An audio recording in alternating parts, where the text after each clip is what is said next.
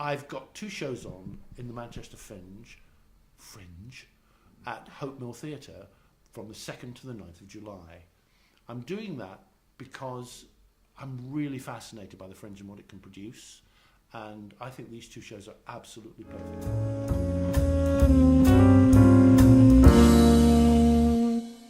The first show I want to talk about is All I Want Is One Night. It's about a gay French cabaret singer called Suzy Solidor, who was singing in Paris in the 30s and in the 40s. She's an extraordinary woman.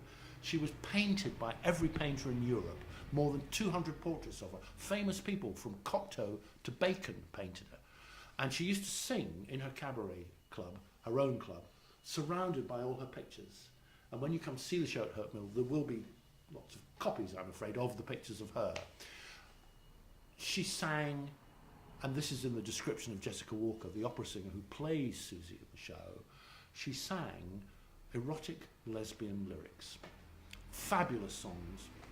She sang erotic lesbian songs. And she had a huge audience. She's disappeared from history. Nobody knows why. She spent her declining years dressed as a French admiral and living in her own museum filled with all her pictures in Haute de Cannes in the south of France. The play is about Suzy's life. It's about her early years living with a woman who was an antique dealer, where she learned a great deal about antiques. And then she moved to Paris and somehow became a cabaret singer because she had a wonderful voice. And she eventually ended up owning her own club and singing throughout the 30s and the 40s. And her audience, who were a mixture of all sorts of people, came to listen to her sing these extraordinary lesbian love songs. Jessica Walker, who sings Suzy and who wrote the play, has translated these songs beautifully, and they retain all of both the earthy content and the love content that she contained in them. She didn't have a particularly satisfactory life. Her father was absent, and during the course of the play, as she drinks more and more in the club, we start to meet these people from her past life, from her imagination. And we end, as we start, in her house in Haute de Cannes, surrounded by her pictures. It's the most extraordinary show. It was done by the Royal Exchange originally. Jessica wrote it, Sarah Frankham directed it, and it was done as a promenade performance and got wonderful, wonderful audiences there. But it was only on for 4 nights.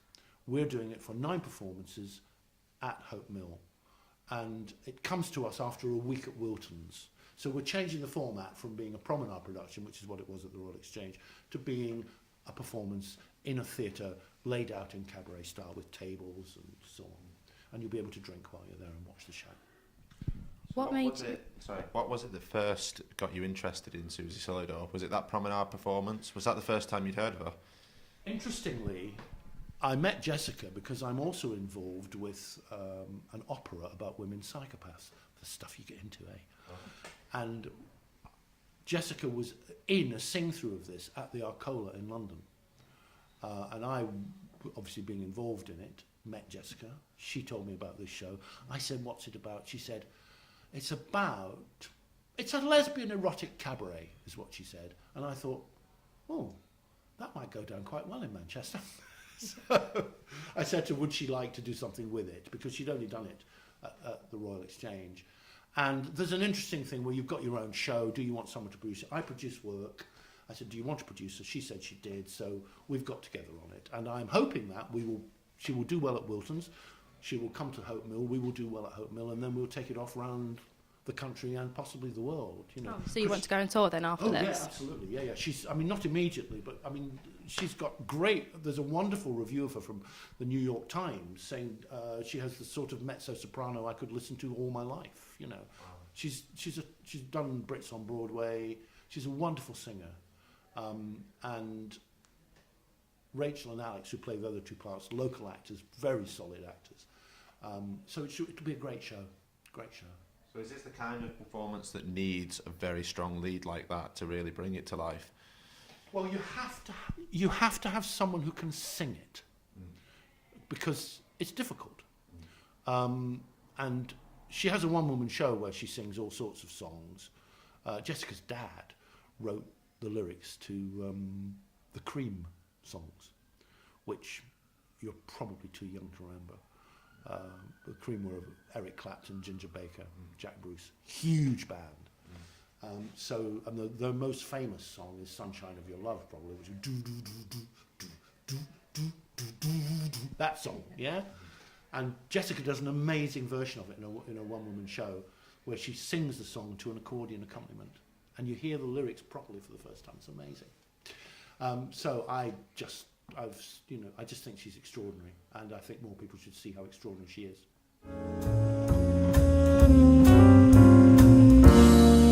About your second show? Oh, I'd love to talk about my second show. The true history of the tragic life and triumphant death of Julia Pastrana, the ugliest woman in the world, performed in complete darkness. So would you like to tell us how this is possible to be performed in complete darkness? Yes. And how people don't fall over on the stage? It's very simple. There is no stage. You come in as an audience. You sit down on a chair arranged in 4 blocks. The lights go out completely. No exit signs, nothing. And it all happens around you. You hear it, you smell it, you might even feel it. But the whole play happens in the round, in front of you, to the side of you, and it's an extraordinary experience. It was originally commissioned by Battersea Arts Centre, by Tom, who ended up directing Warhorse. And it was done in London, got 5 gold stars from everybody. It was Time Out Critics' Choice of the Year, and it played very well there, and then it toured for a while. This is in 2003. And then it went abroad and did some shows abroad, and then it just stopped being done because things just stopped and people have put their energies elsewhere. And the man who wrote it, Sean Prendergast, a very old friend of mine, and he knew I was doing Hope Mill, and he said, what about this? I thought, well, I want to create a real Fringe atmosphere. I want to do, as you would in Edinburgh, trying to do 3 or 4 shows in the same venue in the course of a day. I'm not sure that we have enough of a professional audience in Manchester to do shows from midday till midnight, But I do think we've got enough people for us to be able to do a show at 7:30 and then another show at 9:15.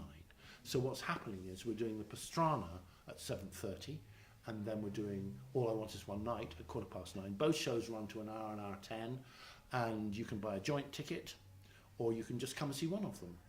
And there's about a 25-minute turnaround between the 2 shows, so you can sit in Hope Mill's wonderful bar.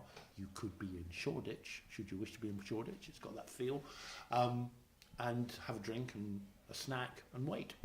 How big is the cast? The cast of the Pastrana is 6. Okay. And they do everything. And the cast includes the writer and the director and a wonderful actress called Karina Jones, who is a partially sighted trapeze artist and was in the show that opened the Lowry all those years ago and was nominated for a Manchester Theatre Award for Best Actress for it. She's extraordinary.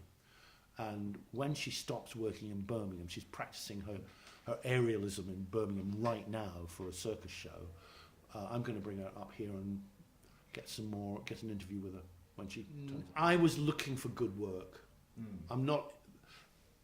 Being a commercial producer is extremely precarious. You put your money out there.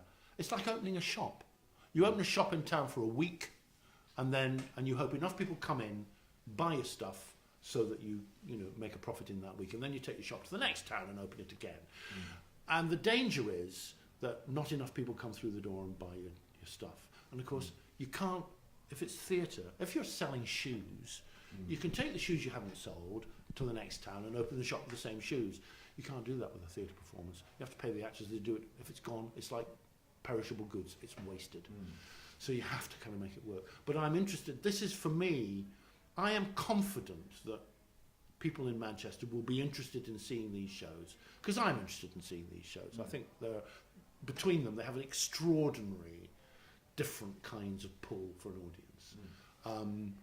And in a way, it's a tryout. If they do well, then we'll take them off on the road, And you just have to draw a boat eventually and see what happens. But no, I don't think, I just think these are two really interesting shows. I've got another show about two young men from Oldham who go into a Tesco's disabled toilet in a shopping centre, change into army fatigues, and because they're about to blow it up. It's a really interesting play written by Sarah Nelson, which we are looking at ways of getting on right now. So, but I'm interested in that because it's very much of the time, you know, very much of the time. So is Manchester sort of like a trial out for these shows, and if they go really well, then you would take these on? Yes, I think so. I mean, I'm fairly confident that All I Want Is One Night will go. I mean, if we took it to gay festivals, for example, I would. Although there are issues about doing something like Pride, because there's so much on Pride that you kind of dilute the audience, you know. If you go to Edinburgh, I don't know if you've ever been to the Edinburgh Festival, but Edinburgh's extraordinary because from the first day of the festival, on the Sunday before the festival starts, if you stand at the station, you'll watch train after train after train decanting thousands and thousands of punters into the streets of Edinburgh. And Edinburgh is full of people who come to do the festival. They're like a professional audience. And there are people who go every year and do a whole week or do 2 weeks and see everything. And then they go home again. And that means that there's an enormous footfall. That's why you've got 2,000 shows. You know, Manchester doesn't have that kind of audience. It's a local audience. I mean, there are people who say that, have said in the past that the international festival is really for people in 2 postcodes. But the truth is, the international festival is changing. John McGrath is making it much more demotic, if you like, much more popular, which can only be good.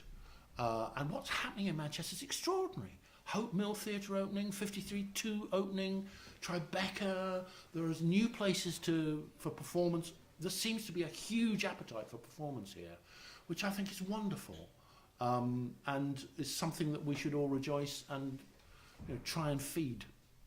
So do you see this as a chance to put Manchester sort of on the map, so to speak, as a theatre town, which it maybe doesn't have the same reputation as compared to, say, something like Edinburgh? I think Manchester's already on the map. I think the Greater Manchester Fringe is a terrific opportunity to build that kind of audience. I think that, combined with the International Festival, there's some very interesting stuff going on with Home being having its own particular artistic policy. So it's not at all like the Library Theatre, which it replaced. The Library Theatre had an artistic policy which was like most other repertory theatres and would do a bit of Ibsen, a bit of Shakespeare. Home has a European policy. The work is extraordinary. The stuff they bring in is extraordinary. And it's such a nice place to be. Where else can you go and sit down and read a paper all day and nobody bothers you and tries to sell you anything? You know, in a public space. It's just fantastic. And the bars are good, and I love it there. And with the factory opening, which will be the permanent home of the Manchester International Festival in the Old Granada Studios, their remit will be somewhat different from Home. The Royal Exchange becomes the kind of the repertory theatre in the centre of Manchester, and we've got all this other stuff going on, and then with these extraordinary Fringe developments, I think it's really exciting. Yeah. Completely unpredictable. I would never have said, I go up to Hope Mill, and Joe and Will, who run it, who went to Mountview Theatre School, did music theatre, came out, did the West End, did some cruises, came to Manchester, thought, is there anything going on here? No, there isn't. And opened a theatre north of Ancoats in an area where you look around and you think, nobody here goes to the theatre. Why have they done it here, But it's extraordinary. And their hair is transferring to the West End. Which they did last October. It's kind of a reorganisation of its theatre culture. I think so. I think that's right. I think there is a complete reorganisation of the theatre culture. And I think a lot of the people in the big buildings, in the kind of institutions, are having to rethink where they stand, And you take Julie Hesmanhorsch's initiative with Take Back, the kind of strong, left-wing, occasional theatre, which, where 10 writers will write 10 plays and they'll be 7 minutes long and they put them all on in one night. That's really vigorous and important, and we need more of that kind, as much of that kind of thing as we can get, really.